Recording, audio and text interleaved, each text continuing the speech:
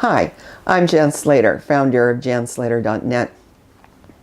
In the first video in this series, I talked about why employers should be interested in everybody's career development. Let's talk about the manager. The manager is key to most people's career development, but there are actually three kinds of managers out there, and I teach this when I teach classes.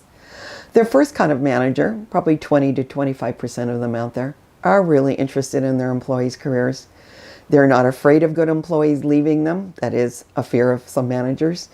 And they know it's their job to develop their employees, even if they do lose them to another department. The second kind of manager out there is neutral to people's careers. They're neither for nor against it.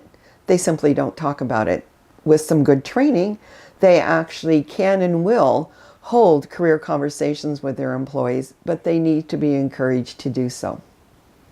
That's 60 or 75% of your managers.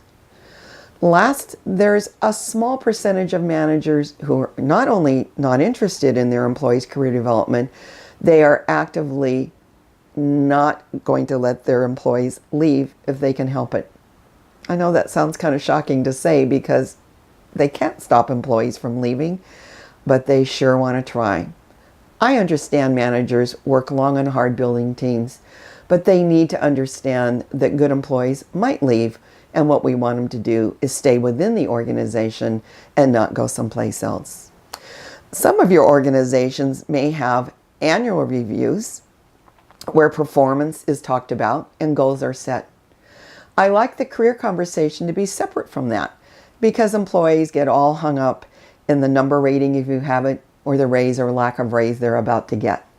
So many of my clients hold career conversations at the half-year, mid-year point, and they send out interesting questions ahead of time to the employee.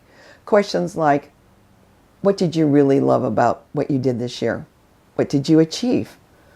What would you like to achieve in the future? What skills or knowledge would you like to develop, and how can I help you?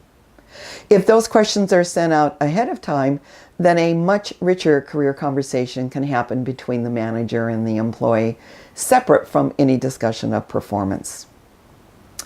If you're watching this video on LinkedIn or on my website, janslater.net, be sure to ask questions or leave comments about any of the experiences you've had teaching career development inside your organization. The last video in this series is going to talk about technical professionals. Many of your organizations, depending on what you do, they may be the majority of your employees. They have unique needs. So stay tuned for that.